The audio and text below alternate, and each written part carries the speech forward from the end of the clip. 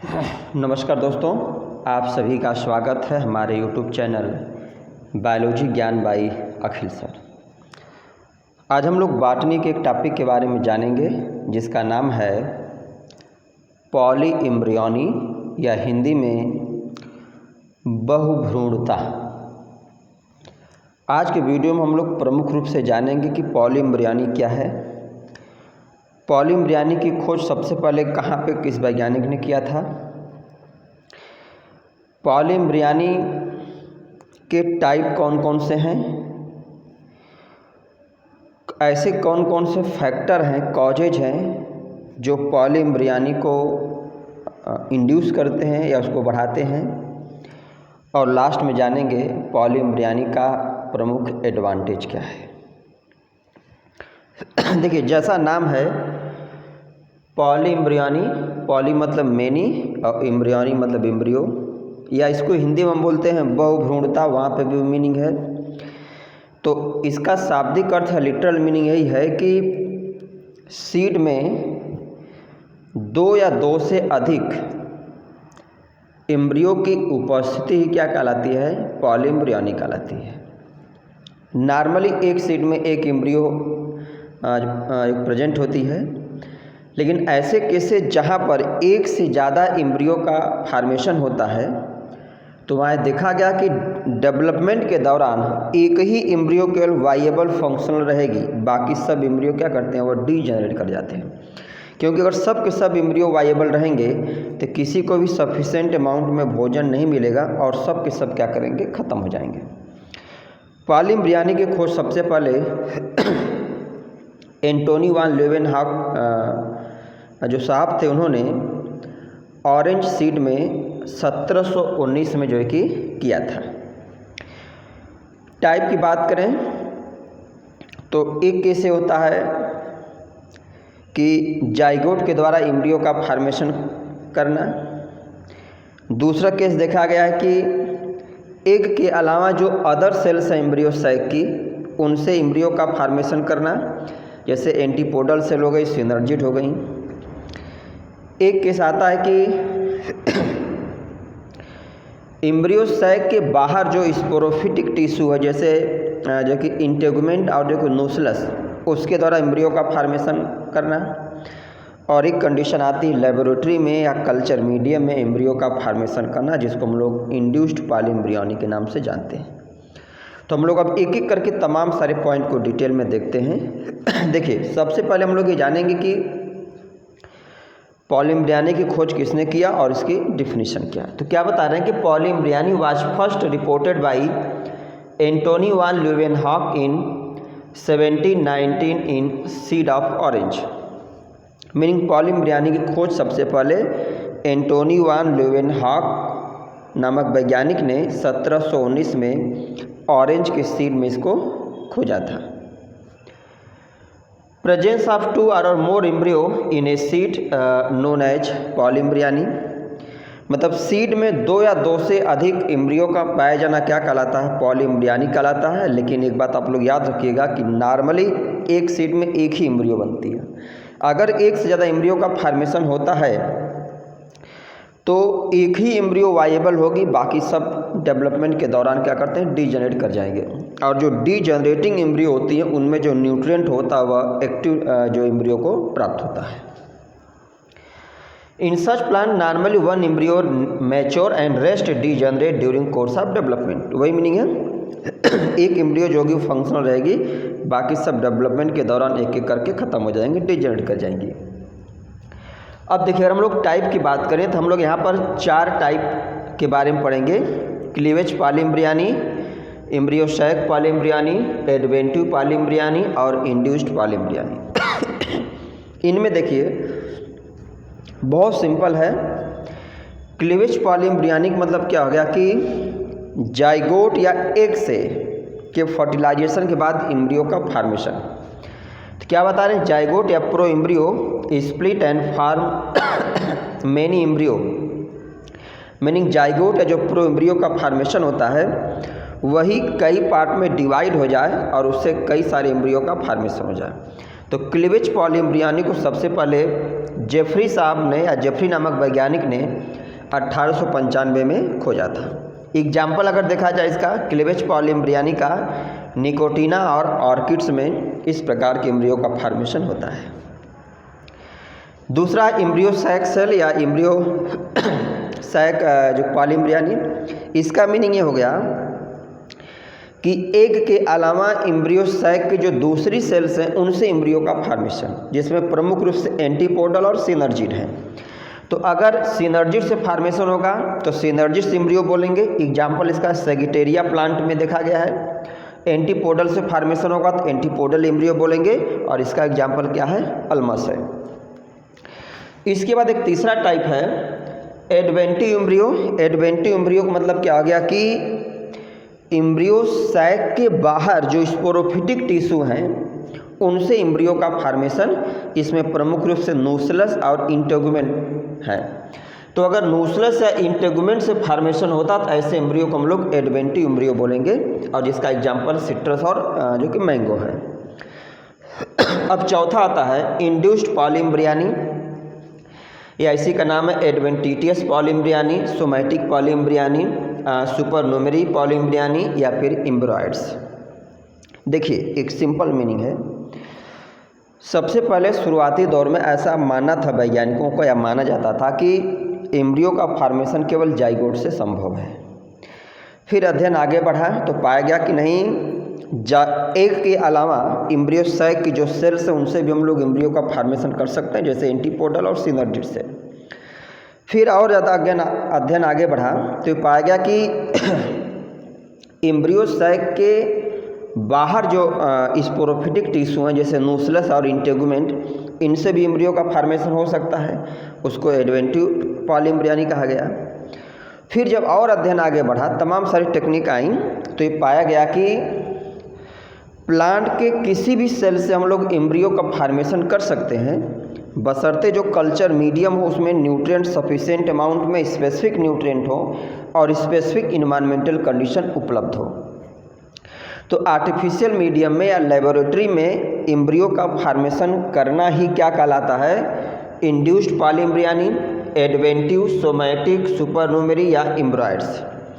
हाँ, अंतर थोड़ा सा होता है कि नेचुरल और आर्टिफिशियल जो एम्ब्रियो में, नेचुरल एम्ब्रियो की साइज़ छोटी होती है और आर्टिफिशियल एम्ब्रियो की साइज़ थोड़ी सी बड़ी होती है।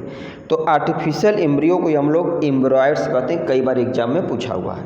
तो इसमें क्या बताया गया कि all cell of a plant are capable to develop into embryo in culture medium, मतलब प्लांट के किसी भी सेल से हम लोग एम्ब्रियो का फॉर्मेशन कर सकते हैं।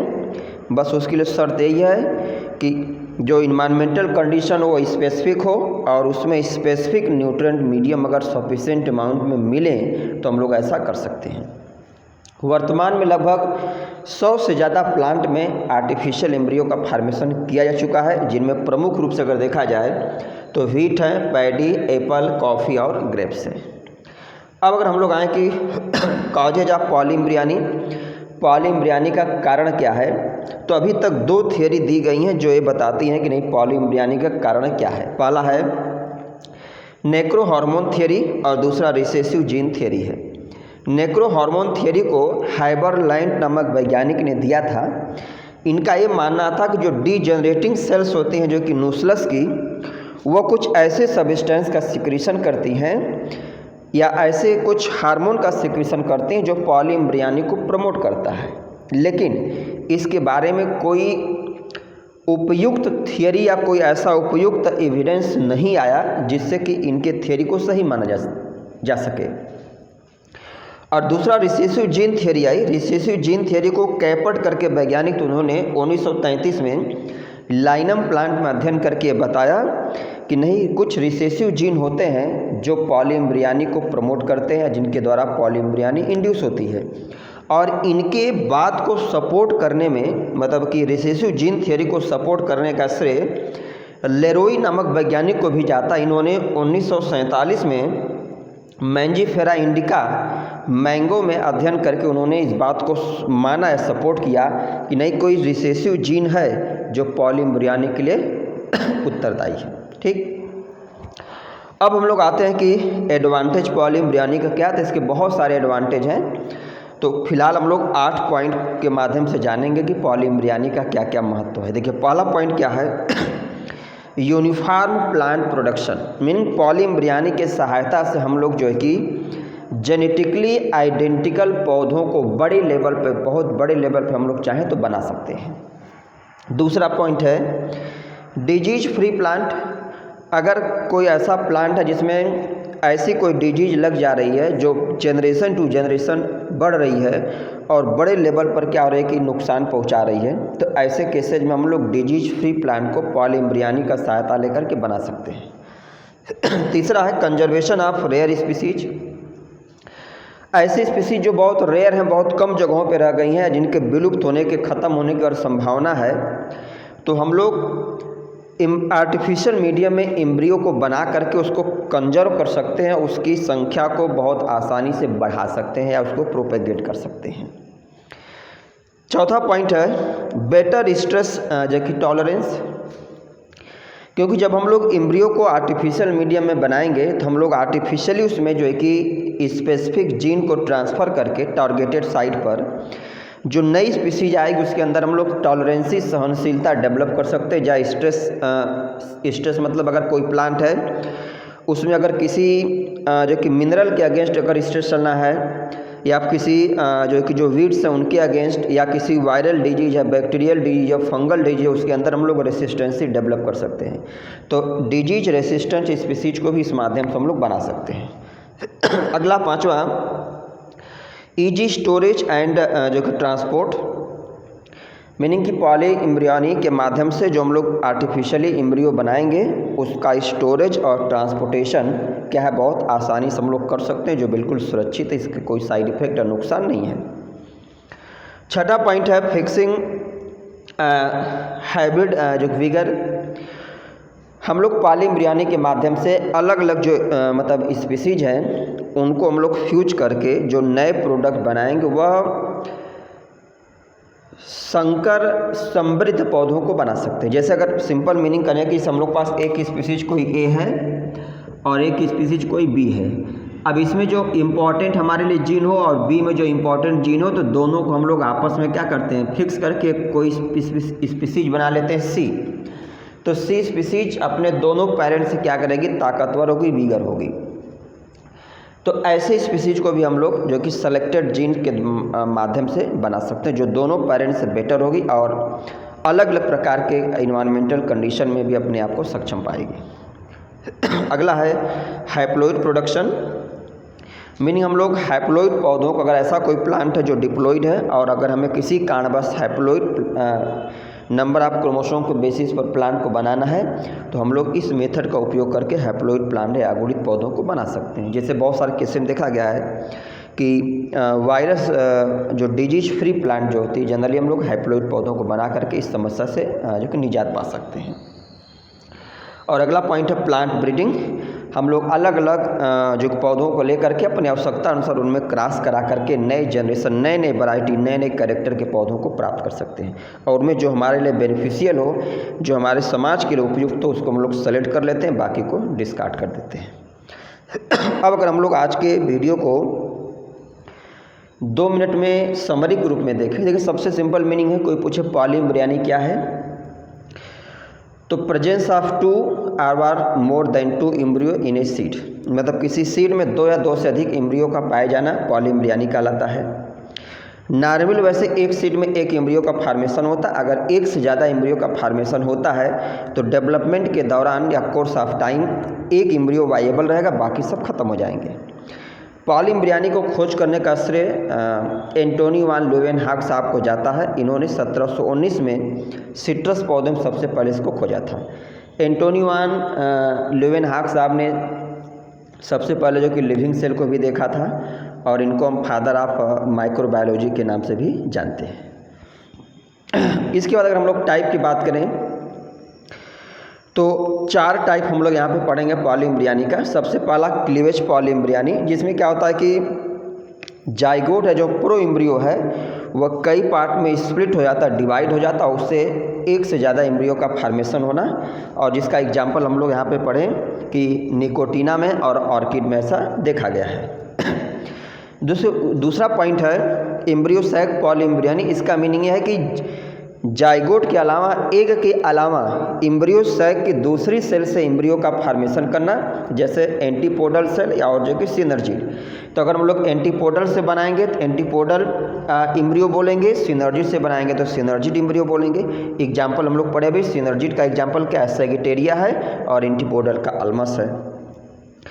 तीसरी कंडीशन आती है कि एम्ब्रियो का फॉर्मेशन एम्ब्रियो सैक के बाहर जो स्पोरोफिटिक टिश्यू हैं जैसे न्यूक्लियस और इंटेगुमेंट, उनसे एम्ब्रियो का फॉर्मेशन करना, तो इसको हम लोग एडवेंटिव पॉलीएम्ब्रियोनी बोलते हैं। जैसे इसमें सिट्रस और मैंगो में इसको मतलब रिपोर्ट किया गया है। और चौथी कंडीशन आती है आर्टिफिशियल मीडियम में, कल्चर मीडियम में, लेबोरेटरी में एम्ब्रियो का फॉर्मेशन करना, तो उसको हम लोग induced polyembryony, somatic polyembryony, adventitious polyembryony या एम्ब्रॉयड्स के नाम से जानते हैं। वर्तमान समय अभी तक जो अध्ययन लगभग 100 से अधिक प्लांट स्पीसीज में पॉलीएम्ब्रियोनी को डेवलप किया जा चुका है, जिनमें कुछ का प्रमुख हम लोग एग्जाम्पल यहाँ पे पढ़े। और एडवांटेज में जैसे है कि हमें जेनेटिकली सेम टाइप के प्लांट को बनाना है तो हम लोग इस टेक्निक का यूज कर सकते हैं। वायरस डिजीज फ्री प्लांट बनाना तो इस टेक्निक का यूज कर सकते हैं। हैप्लॉइड प्लांट को बनाना तो इस टेक्निक का मतलब पॉलीएम्ब्रियोनी उसमें क्या मतलब कि यूजफुल है। इसके अगर हमने टॉलरेंस स्पीसीज, ऐसी स्पीसीज बनाना जो हीट के प्रति, जो कि कोल्ड के प्रति या साल्ट के प्रति उसके अंदर जो कि रेसिस्टेंसी हो, तो हम लोग इस जो कि माध्यम से तमाम सारे ऐसे पौधों को बना सकते हैं। तो ये था दोस्तों आज का वीडियो। उम्मीद है वीडियो आप लोगों को पसंद आएगी। वीडियो अगर आप लोगों को अच्छी लगती, पसंद आती है और चैनल पर आप लोग हमारे नए हैं या अभी तक चैनल को हमारे सब्सक्राइब नहीं किए हैं, तो हमारे चैनल को अवश्य सब्सक्राइब करिए और अधिक से अधिक शेयर करिए। धन्यवाद।